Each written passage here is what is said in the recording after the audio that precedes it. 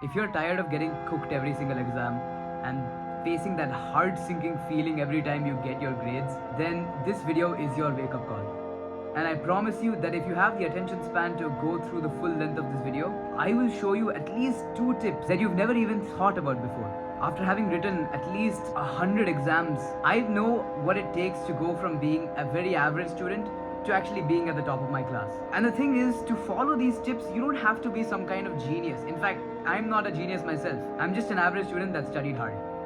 You asked me if an ordinary person, by studying hard, would get to be able to imagine these things like I imagine them. Of course, I was an ordinary person who studied hard. The first tip will be something that I've already made a whole video about, and that is the realization notebook. Whenever you finally understand a topic, and I don't mean just being able to solve a few questions, when you truly get an intuition for a topic, then you need to jot down that intuition and how you got it into that realization notebook. Your realization notebook should be made for somebody that is a complete beginner at that subject. You write it down in that notebook and write it in a way where even a complete beginner can look into that notebook and gain an advanced understanding of the topic. So write it down in that notebook as if you're teaching it to somebody else. In fact, write it down as if you're teaching it to somebody that doesn't have a single clue about what you're talking about. Now, you might wonder, why should I do something like that? It's so much effort for seemingly no reason. Well, that's because after 1 or 2 weeks of not practicing that subject, you too are going to lose that sort of understanding that you had before. If it's an easy thing to forget or if it's a hard thing to understand. However, your exams might be 3, 4, 5 months after you've actually studied that topic. So what are you going to do when you've studied a chapter at the starting of the year and you have to prepare it at the end of the year? It's to open up that notebook and to look at it as a beginner and still gain the same understanding that you did when you were advanced at that topic. Trust me, you may find this insignificant, but it's truly a game changer. That's why I made a whole video on it. So that's my first tip which I delivered to you, which was something that you haven't heard before, unless if you watched my previous video on it. Now, the second thing is something that you must have heard everywhere by now, and that's the secret of past year papers. Past year papers provide you a proper pattern of how the questions will be in the examination. Usually people try to follow the same question paper pattern that has been followed for the past few years because honestly speaking, teachers don't really like innovating in their exam papers, especially after seeing some people's scores. Now the thing is, some of you might have heard this before, but you don't actually apply it properly. When I say past year papers, I don't mean you just sit and you just solve the questions that are in the past year paper. I mean that you literally place your laptop or whatever device that you have in front of you. If you have a 3-hour exam, then for 3 hours you time yourself and you write that exam yourself as if you were in the exam hall. Now the effect that this will have is that it will reduce the tension and anxiety that you have on the exam day. It'll give you a feel for how much effort it takes to actually increase your writing speed, or it shows you how much time you have to spend on a certain type of question. A lot of you might think that that's very tenuous.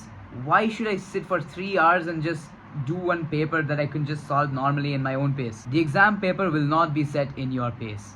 It's going to be set in the pace at which the teacher thinks is challenging enough so that not everybody gets a full mark on it. Each and every past year paper always has a few questions that will be repeated in the next paper. Although you cannot just rely on that. You shouldn't rely on the fact that a few questions were asked in the last year and expect them to be asked in this year as well with the same values. You need to understand at the very least the concept that was applied there. And when you do, then you can jot it down in your realization notebook. Now the effect that this will have is that it will reduce the tension and anxiety that you have on the exam day, and it will give you a feel for how much effort it takes to actually increase your writing speed, or it shows you how much time you have to spend on a certain type of question. And that brings me to my final point, that is, analyze your mistakes. You need to be able to embrace your mistakes and embrace your failures. The whole reason why you're so against writing a paper for 3 hours and actually timing yourself is because it will expose the true you. It will expose how unprepared you actually are. So now let me give you a sort of example of what could happen to you. You sit down and write a paper, completely unprepared, let's say, and out of 100 marks, you score maybe 3 or 4. Big deal. 3 or 4 marks in a paper that won't count towards your future. That just means that you have another 97 or 96 marks that you can improve on. It's not a bad thing to be unprepared before the exam. A bad thing is to go into the exam unprepared. It's not a bad thing to be unprepared while preparing. One more thing is fearing failure. Failure isn't something that you're meant to fear, really. In fact, the more you think about failure, the more likely it is that you'll just manifest it into your real life. If you started a business just purely thinking about what you'll do when you have a loss, chances are your business will incur a loss. Every single question that you can't solve is like a neon sign telling you where you can improve. Who doesn't want that? Now let me give you a systematic method which you can use to eliminate any kind of weakness that you may have right now. First of all, go back to your question paper and look at the questions that you got wrong. And I don't mean you just go to the paper and then check, okay, this question I got wrong, but it's a very easy question. I might as well say that I got it halfway correct and give myself half marks for it. That is the wrong way to approach it. If you got the question wrong, you need to be honest about it. You need to stop lying to yourself. That's another topic which I can make a whole other video on. Lying to yourself will give you some sort of confidence, or well, I should say ego, which will eventually lead to the downfall of your understanding. For every question that you got wrong, first of all you need to ask yourself, why did I get that question wrong? How could I have gotten that question correct? Was the concept unclear? Was the question difficult? Did you run out of time? Did you make a calculation mistake? Was it a silly mistake? Why did you get it wrong?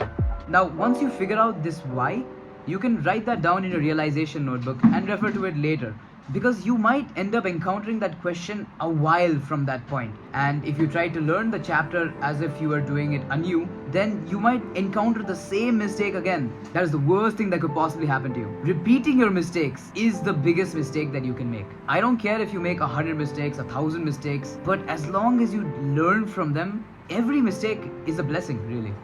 And now finally, you need to kill your limiting beliefs. You need to stop acting like you're some sort of average person, some person that just gets this many marks in an exam. You need to stop thinking that no matter how much I study, I'll just get the same amount of marks. Or I'm just the type of guy that can't get this many marks. I talked about this in my first video, but it's really hard to grasp this idea in your head that you are enough. I promise you that if you can apply all of the tips that I've explained here in this video, along with my other 2 videos, watch them if you haven't, you will go from being average to highly above average. Now, whether you become the top of your class or the top in your country depends on you, because there's a very small gap between going from 40 marks to 80 marks, and then a slightly larger gap for going from 80 marks to 90 marks, a significantly higher gap in going from 90 to 95, and an extremely high gap when it comes to going from 95 to 100. So here's your action step. If you've clicked on this video, that means that you probably have an exam coming up, which means the first thing you should be doing right now is either asking your teachers for a past year paper or finding it yourself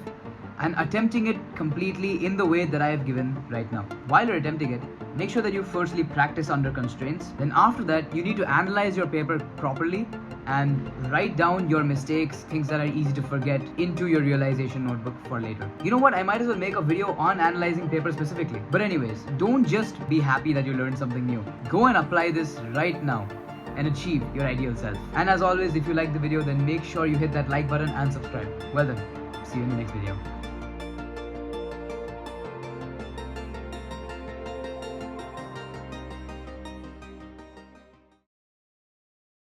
And that is the worst thing that could possibly happen. Bro!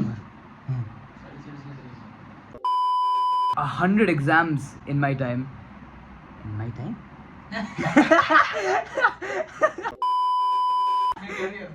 In my time, I'm from 1900s.